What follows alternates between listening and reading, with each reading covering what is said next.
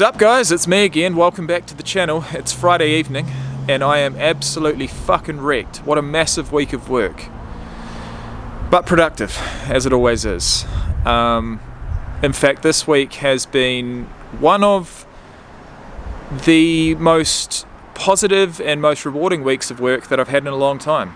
Two massive things happened. The first, I met my boss for the first time. We had 4 days together in the office, and it culminated today with a day out in the car, travelling around all the different accommodation properties that we maintain, or I maintain. I sort of manage. I'm not officially the accommodation officer, but I pretty much should be. I am an administration support / operations support officer around the university, but I have been taking on recently the accommodation side of things as well, being the student support officer, basically accommodation officer, manager, maintenance man. I mean, it's a jack of all trades type of deal for me at the moment. I don't mind that. It fills my day. My days are varied, and that's important to me. But today we went around every single property that we manage and looked for any maintenance issues. I've got a whole list of things that I'm going to have to deal with over the next 2 or 3 weeks, but I don't mind that. And what it allowed me to do is to have some real one-on-one time with my boss and get to know him on a personal level. He got to know me, and that is the first massive win for this week. You know, I finally met my boss in person and we've gotten along, which is a huge positive.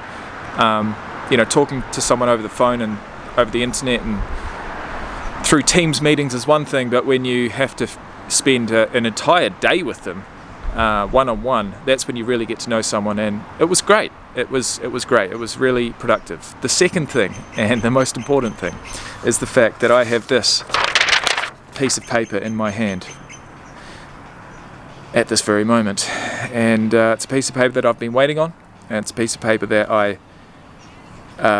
it seemed too good to be true. It seemed as if, you know, it was never going to happen, but indeed it has happened. And it's a letter, and it's a letter from Westpac Bank, and it's a letter that reads, on the 8th of August 2024, "Hi Jacob, we're happy to let you know your application has been unconditionally approved," and that's the key word, unconditionally approved, "for a loan amount of," well, I won't get into that today. I might get into that in future. We won't talk numbers, we'll just talk facts. And the facts are that I have indeed officially, finally, which is a massive relief, been unconditionally approved for a home loan. So that was yesterday I got that. Today,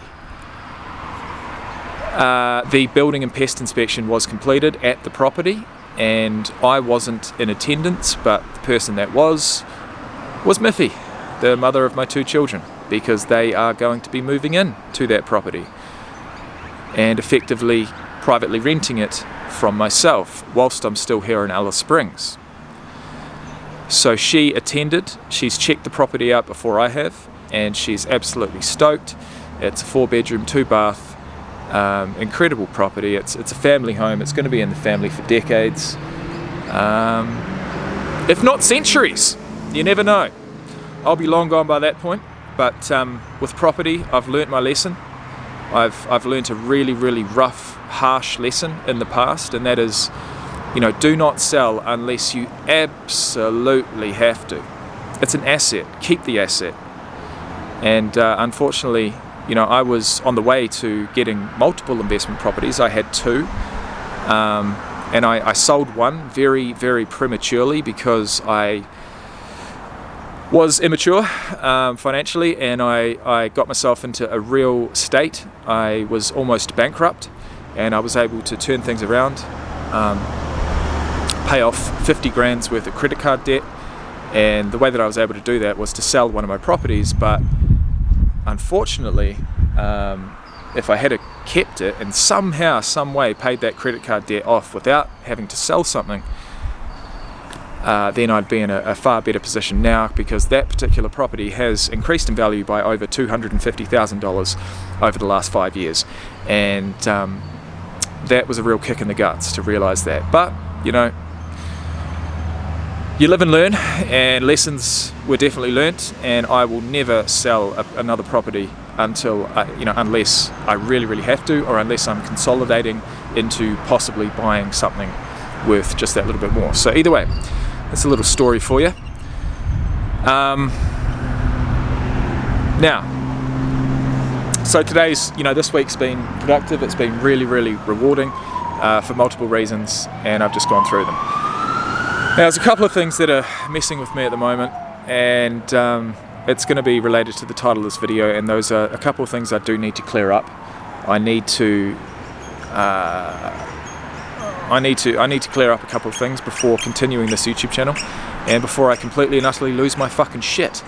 You know, I'm considering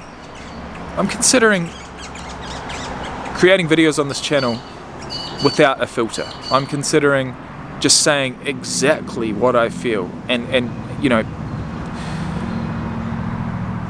removing the filter, removing the politically correct filter, removing the people pleaser type mentality that I put on. That's the filter that, you know, I put on pretty much every one of my videos. I don't want to piss people off.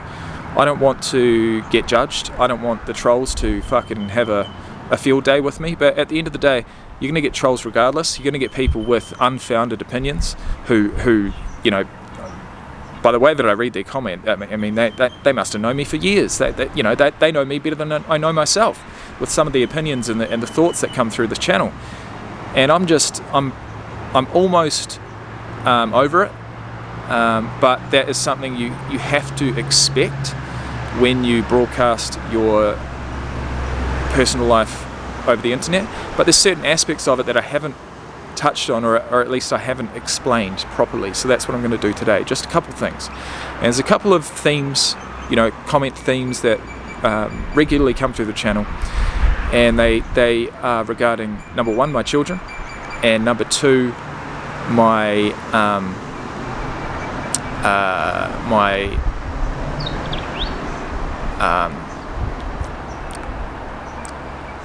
work schedule currently, at least. So the first thing I want to say is that you know, the next person who comes through my channel judging me for, or trying to tell me what kind of relationship I have with my children, I'm going to fucking lose my shit, and I'm going to call them out directly. And you can expect that on this channel. But that's why I don't read my comments, you see. I published a video yesterday. It was about 3 days old. It's titled Day in the Life of a 33-year-old Alcoholic Determined to Stay Sober. And I stuck around in the comment section for about an hour and a half, which is a lot longer than I normally do. And I got back to a few people, and I did try to explain a few things to those first few comments that came through, but you know, I was never going to stick around for long, and I'm glad I didn't, because there was some, you know, judgmental shit that did filter in, and you know, that's to be expected. It is what it is. But the comments around my children, the comments that say, you know, your kids are without a dad, you're, you know, neglecting them, you just basically telling me how I am supposed to live my life, and how I'm supposed to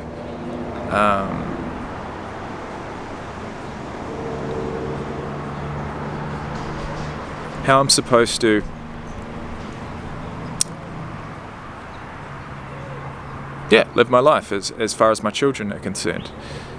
Now, I'm going to say this once. I don't know if I'll say it again. I think I've discussed this, you know, once before on the channel. It's you know, when we talk about personal life, when we talk about a personal story, when we talk about, you know, things that you want to keep close to your chest, this is the type of thing I normally want to keep close to my chest. And for the most part I will, but I will just discuss it. So, you know, my first child was born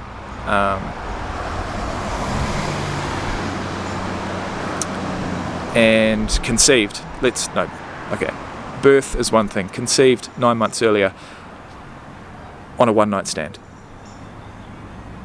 It's pretty rocky ground to begin a relationship, right? But I gave it a go. Relationship with the mother. If I was going to have a child, well, I wanted to at least try and have a loving home to bring that child up in.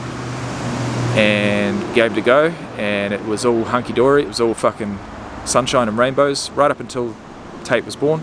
And unfortunately, after that, shit got real, and I realised that, okay, this relationship was built on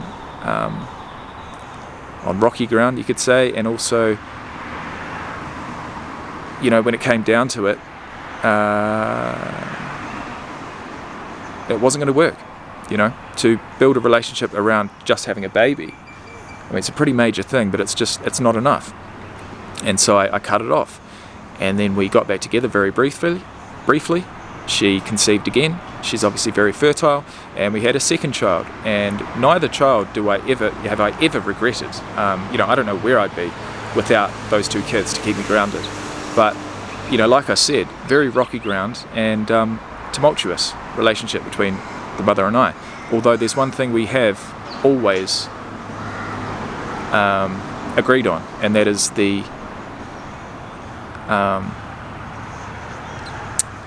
that the kids come first. She's sacrificed personally a lot more than I have, but I believe we've both sacrificed, and that's what you need to do as a parent. Now, there's only one reason why I'm still in my kids' lives today, and that is because I deserve to be. Because I have provided, even if I haven't been geographically in the same area. Because there have been times over the last 6.5 years that I haven't been in the same area, but I've maintained contact and I've continued to provide. And what I'm doing at the moment, what this home loan is all about, is continuing to provide, even if I'm not there. Because there's one thing that is rife in Australia at the moment, and that is a housing crisis. Too many people, not enough houses. What's that going to do? Number one, push house prices up as far as buying them. Number two, push rental prices up. And number three, as far as rentals are concerned, create a massive shortfall and a huge amount of competition. And one thing that, I'd love to avoid is to have to deal with real estate agents, and for Miffy and the kids to have that constant overhanging stress of who knows whether the real estate agent, the owner of whatever property you're renting is going to sell, whether they're going to move in themselves, whether they're going to up the rent. Constant real estate inspections. I mean, it's a fucking nightmare. It's an absolute nightmare. So obviously there's extra costs that are involved in maintaining a property and owning it yourself, which I'm about to bear. But overall, mentally, for her and the kids will appreciate it one day, but for her especially, I would love nothing more than to purchase a property and basically have her and the kids live there at a drastically reduced rent, and effectively pay all the overheads and make up whatever's left of the mortgage after she pays a certain amount of rent, and basically overall we will be contributing pretty much an equal amount to maintain the property, and pay the mortgage and pay the body corporate fees, pay insurance, pay rates. And that is pretty much it, unless there's some maintenance involved.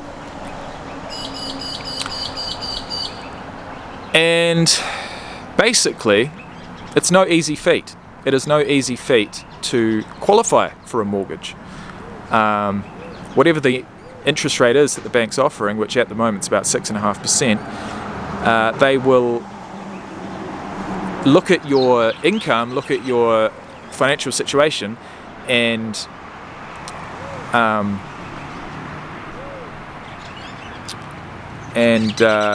create a scenario where they, I don't know what words I'm trying to use. Sorry guys, I'm absolutely fucking wrecked. I'm surprised I'm making this video, to be honest. I don't even know if it'll make make it onto YouTube. But I feel like I've conveyed myself pretty well, which is surprising.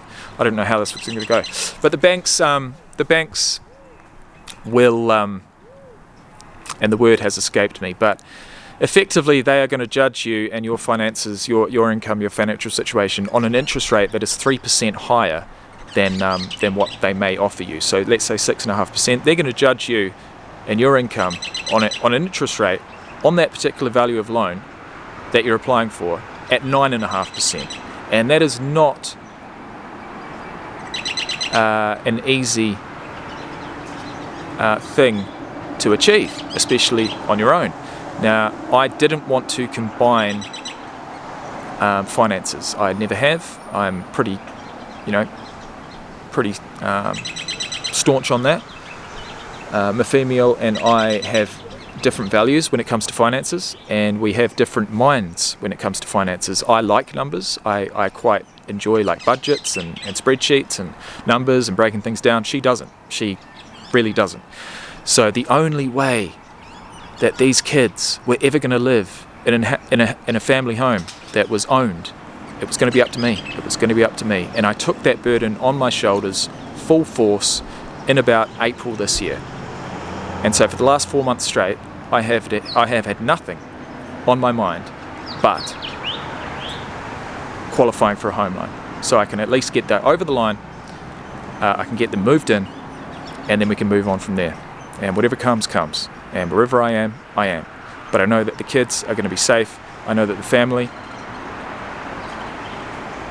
is going to be safe and secure.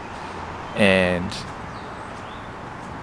like I said before, man, for anyone who wants to judge me for my relationship with my kids or why I'm away from them, there's a reason why I'm away from them. But I'll say this right now. I've said it before, and I tell this to everybody.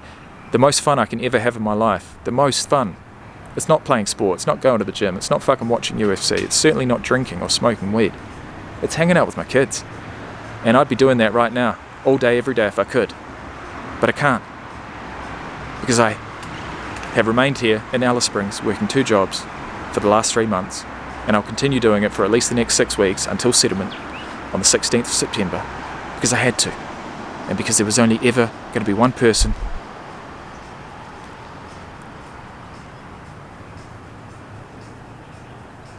to get this over the line, and it was going to be me. And I took that burden on my shoulders, like I said, and I've basically just done it as of yesterday.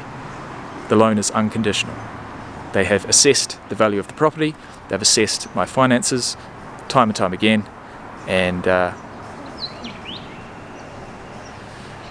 it's such a massive relief, and I can't tell you enough how much of a relief that is. For me, my female, my 2 children are pretty, they're excited, and they haven't seen the house in person yet, but my female has. She went and had a look at it today. I'm kind of jealous. I would have loved to go.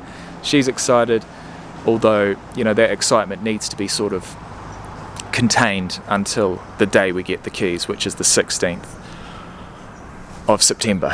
And the plan is at this stage for me to head over there that weekend, arrive in Townsville on Sunday, stay the night, go and get the keys, meet with the agent, do the final inspection, sign the papers, happy days, go and grab them, come back to the house, check it out. I'm taking Cookie with me, taking the cat with me. I'll take the cat inside, and then on Tuesday morning I'm flying back out. Sorry, I'm driving over there because I'm still using Miffy's car. Her and the kids flew over to Townsville about 6 weeks ago. The car remained here with me, as well as the cat. I'm packing the cat in the car. Sorry, I'm working this out in my head as we speak. Packing the cat in the car, jumping in the car, driving 2,200 k's from Alice Springs to Townsville over 2 days, Saturday and Sunday. Get there Sunday night, Monday morning, get the keys, blah blah blah, move in, officially move in, move the cat in, hand over the car back to Miffy, hang out with the girls for a couple of nights, jump on a plane, 6 o'clock in the morning, Tuesday morning, back to Alice Springs, and back to work. And that's 5.5 weeks away. So that's something to look forward to. That will be the next time I see my kids, and I can't fucking wait. And it's just going to be a massive weekend. It's going to be a fucking amazing weekend. It's going to be a special feeling, and it's going to make all of this worthwhile. All of these 80-hour work weeks worthwhile. Now, I hope that has explained somewhat my situation. I hope that's explained somewhat why I am in Alice Springs and why my kids are in Townsville, why I'm not with them, why I'd love to be but I can't be right now, and why I'm working 80 hours a week right now. Now, this 80-hour work week is not sustainable, and I don't want it to be. I don't want to do it forever. If I could, I would, because I'd have 2 fucking full-time incomes coming in for the rest of my life. But you can't do it. And there's been moments, even in this last week, that I've been sitting there at 10, 11 at night. Start work at 8, finish at 4, start my second job at 5. I'm 5 hours into it. I've still got 2.5 hours to go, and I've got my head in my hands, guys. My head is in my fucking hands. I'm just sitting there thinking, fuck me, I am just absolutely wrecked. And it's a job. My second job is a job. It's customer service. It's customer facing. I have to talk positively, optimistically, happily, and I've got to just put a fucking face on. I've got to put a mask on, and it's horrific at times, but it's what I've got to do, and it's not sustainable. And post settlement date. Basically I'm continuing all this because even though it is unconditional, I feel as if the bank are still going to monitor my finances right up until that date that the settlement is complete. And so up until that date, I need to continue doing exactly what I'm doing. Now, post the 16th of September, it all could change. I'm free. I'm going to feel free. Free in a way. Obviously, I've got a mortgage payment to pay and to maintain, but I'm not paying it myself. We're sharing that, and it's a payment that is not, shared, is not going to be ridiculous. And I feel like interest rates are certainly going to sort of slowly but surely creep back down.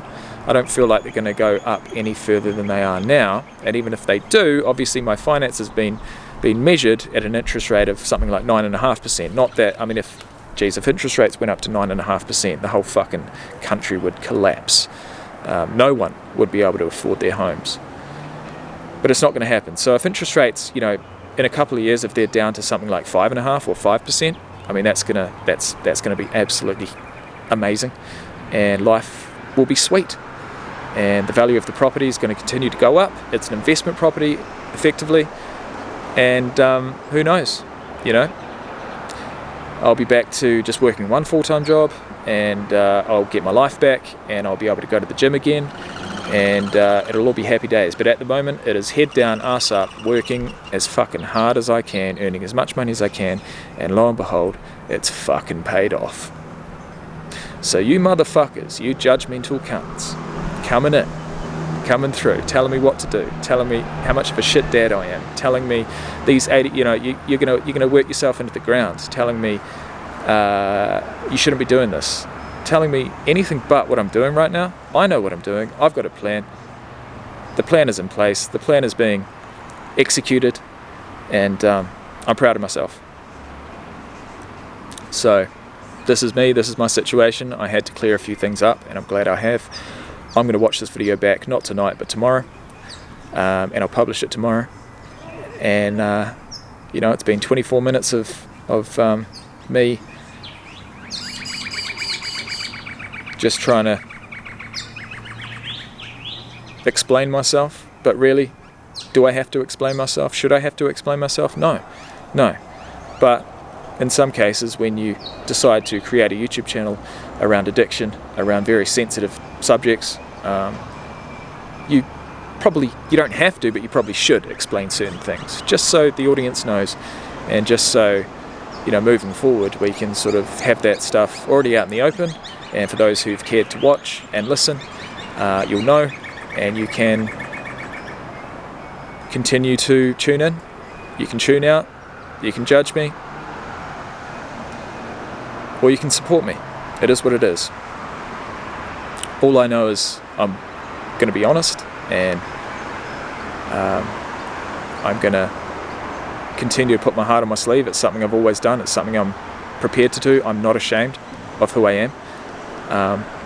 I may get anxious at times. I may be socially anxious at times, but at the end of the day, I know who I am, and I'm not afraid to admit who I am, and I'm not afraid to talk about things. I mean, that's why this channel was titled "It's Okay to Talk," because I know I'm not afraid to talk about things. I've held things in for a very, very, very long time, and nothing. I've always said to people, and people that know me on a personal level know that I would never judge them. I don't judge people, because I'm not really afraid of anything anyone would ever say to me in person, because I've said far worse things to myself than anyone ever could. But it's these comments that come through the internet, and it's just one subject. It is one subject that really fucking pisses me off, and it's around my relationship with my kids, because you guys don't know. You just don't know. And everyone's relationship with their own children is different. And there's plenty of guys out there that would have fucked off in my position. But that's something I would never do. It's something I've never even considered. I love my children. And I can't wait to see them again. And I can't wait to see them in their own fucking house. And that would never have happened.